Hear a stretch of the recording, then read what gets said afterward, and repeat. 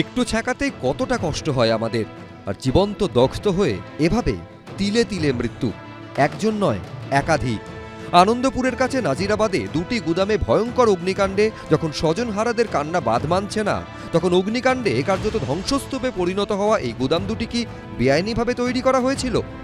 তিনার আন্ডারে কাজ করতো, তিনারও কোনো খোঁজ নেই, কারো ফোনও সুইচ অফ, কারো ফোনেও যোগাযোগ করতে পারছি না।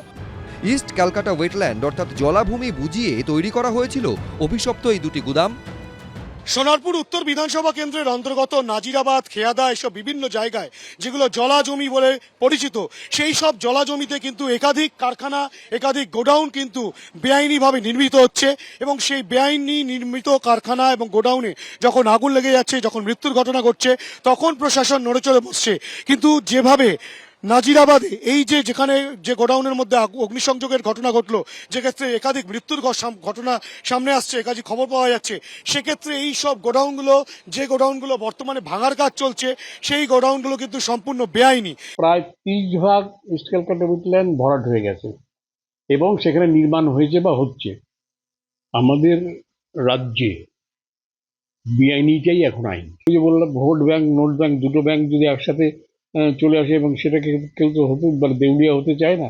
সুতরাং পলিটিক্যাল স্ট্যান্ডটা হচ্ছে আমাদের মোটামুটি ভোট এবং নোটের উপর নির্ভর করে, এবং দুটোই যেহেতু এইসব অবৈধ নির্মাণ থেকে ক্যাটার করা হচ্ছে, তাদেরকে কেউ ছুতে পারবে না। উত্তর কলকাতা বাড়ার আর জায়গা নেই, দক্ষিণেও একই অবস্থা, পশ্চিমে গঙ্গা, ফলে জায়গা শুধু রয়েছে পূবে অর্থাৎ ইস্টার্ন মেট্রোপলিটন বাইপাসের ধারে, কারণ সেখানেই রয়েছে বিঘার পর বিঘা জলাজমি।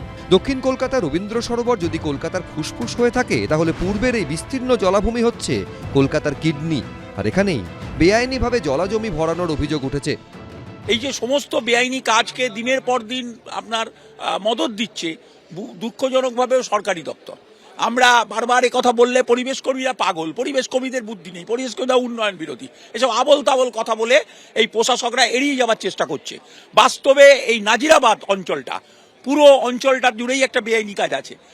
নাজিরাবাদ অঞ্চলটা হচ্ছে পুরোটা বেআইনি জমিগুলো দখল করার মধ্য দিয়ে এখানে ব্যবসা চলছে, অসংখ্য গোডাউন। প্রশাসন কিংবা রাজনীতিবিদদের অলক্ষ্যে বেআইনিভাবে জলাভূমি ভরাট করে নির্মাণ কি আদৌ সম্ভব? প্রভাবশালীদের হাত ছাড়া রামসার ট্যাগপ্রাপ্ত ইস্ট ক্যালকাটা ওয়েটল্যান্ডের উপরে কত আবাসন তৈরি হয়েছে, হাজার হাজার ফ্ল্যাট তৈরি হয়েছে। যদি সত্যি এখানে আইনানুগ কোনো ব্যবস্থা নেওয়া হয়, এক রাত্রে লক্ষ লক্ষ মানুষ গৃহহীন হয়ে পড়বে।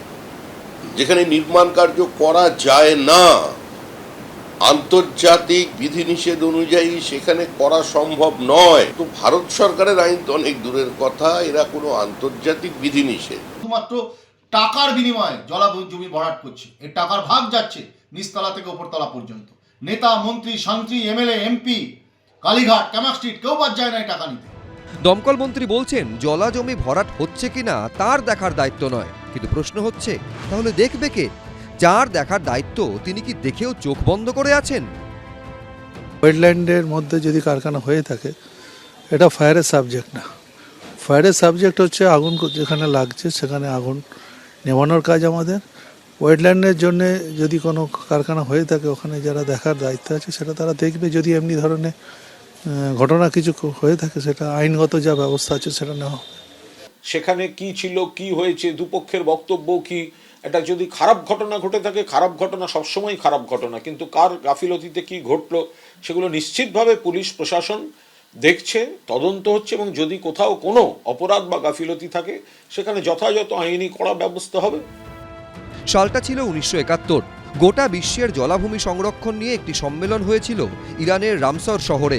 তখনই গঠিত হয় জলাভূমি সংরক্ষণের আন্তর্জাতিক কমিটি রামসার। 1982 সালে জলাভূমি সংরক্ষণ সংক্রান্ত রাষ্ট্রপুঞ্জের বিশেষ কমিটি রামসার কনভেনশনে স্বাক্ষর করে ভারত। ভারতের 96টি ওয়েটল্যান্ডকে চিহ্নিত করেছে রামসার, তার একটি ইস্ট ক্যালকাটা ওয়েটল্যান্ড। কিন্তু সেটাও কি এখন বিপন্ন? হিন্দোল দে, শোনিত হালদার, অনির্বাণ বিশ্বাস, এবিপি আনন্দ। এবিপি আনন্দ, এগিয়ে থাকে, এগিয়ে রাখে।